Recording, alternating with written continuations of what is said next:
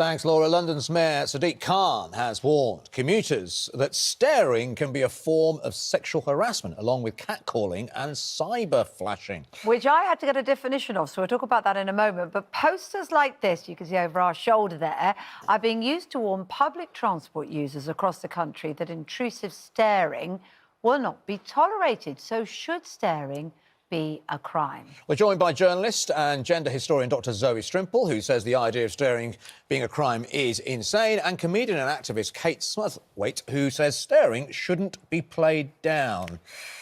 What's so bad with staring, Kate? Well, come on. I mean, and this is exactly the point, Adil. It's like, of course, there are plenty of people who do staring, and it's absolutely innocent. No one is suggesting you're going to gawk out the window at a seagull and somebody's going to be like, that seagull doesn't need your attention, thank you. What we're talking about is when somebody is deliberately staring at you, possibly, like, you know, heavy breathing, touching their leg at the same time, licking their lips. Oh, well, hang on. That's a kind of... You're adding a few things on there, but... Well, exactly, but that's the kind of circumstances. But which one are you going to say? Well, I don't think you should be allowed to touch your own leg. Well, you shouldn't be allowed to lick your own lips. Right. You shouldn't be allowed to breathe heavily. Well, none of those things individually are a terrible problem, but when somebody is doing it persistently, and, you know, it's easy to think, well, you know, I'm a grown-up and I can deal with this, but, you know, we know that it happens to schoolgirls on their way to school and things like this.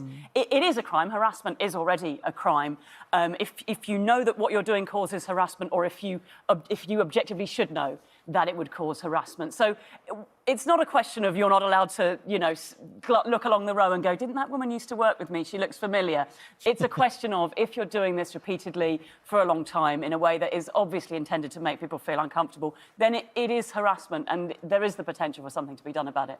Dr. Zoe Strimpel, it can be intimidating, can't it, Steph? Sure. I mean, a lot of things can be intimidating. My neighbour can be quite intimidating. In fact, she makes me feel deeply uncomfortable quite a lot of the time. Why? Did you stare through your window? She has all kinds of mannerisms that I find. I mean, she's just a very unpleasant person. Her behavior. Anyway, there are a lot of things that are extremely uncomfortable. She doesn't watch the show. It's okay. Yeah. I'm just thinking she doesn't watch the show. Maybe that's a problem, but maybe that is her problem.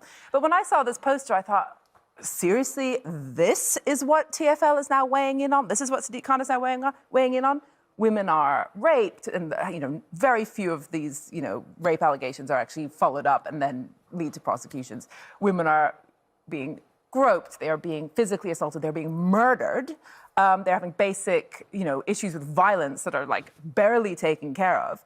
And we're like, and now suddenly it's about staring. And, you know, obviously a nasty, letchy stare is unpleasant, but there's limited resources. You can't fry every fish. This is not a fish that should be fried and amped up to the level that much more serious things are, and it's not as serious. Kate, if it was a good-looking guy, you know, somebody you were attracted to, and they were looking at you, would that be awful? No. It doesn't, like, the idea that I'm like, oh, well, as long as you're at least a 9.5, that's fine. No, it doesn't make... In fact, the fact that they're staring already means I'm not interested. So we're already over that hurdle. So it's not a... Well... But let's address the really important stuff here. Let's address the important stuff here. First of all, yes, there is a huge, huge problem with rape and very serious offences not being addressed. But it is not a question of women have to choose which crime we want dealt with. We should be able to live our lives free from both assault and... But also, which of these crimes are we going to solve with posters? On the other Putting some posters up might stop people staring. Can we put up a poster that says, please don't rape anybody? I don't think that's going to really help. So I just if we're going to do posters, there's staring, sure, and let's there's highlight... looking at somebody you're attracted to. I had a situation, 2008, I'm at an airport in Bodrum on my own, and I'm at the baggage reclaim. I see a really attractive lady the other side, and we caught each other's eye.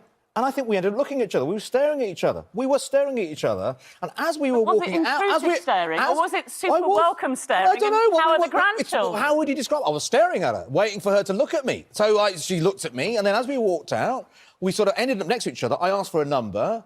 We ended up going out for dinner on my holiday. And that started with a stare. So are you worried that you could have been accused of staring? I think I could. I couldn't do that on... Yeah, I mean, is it a But I think that's why we're talking about harassment. And also, it's a little bit like when we're talking about people being seriously sexually harassed on public transport, it's a little bit sort of gaslighting to say, well, I once glanced at somebody and it was all rather nice. Because obviously, that's not what we're talking about. That's a small example. And if the person obviously reciprocates your attention, then obviously you're not being a problem, and that's fine. But I think when you've you've got, you know, a guy in his 60s staring at a 12-year-old schoolgirl leaning No, of across the course. carriage I think that's- and leering, then I don't think she's going to turn around and say, well, let's have dinner in Lanzarote. So I don't think that, you know, I think it's obvious that that's when it's a problem, and we should be making sure that people understand it's not acceptable and that we can do something about it. And I have reported sexual harassment to the British Transport Police, and I'm glad to say that they actually did do something about it a few years ago. I mean, they came and spoke to people, and somebody eventually, they weren't charged with sexual harassment, they were charged with being drunk and disorderly. All right, but we have to leave deserved it. it. We are. Thank you so much, Zoe and Kate, for that. Thank It's an you. interesting debate. I'm sure we'll come back to it at some point.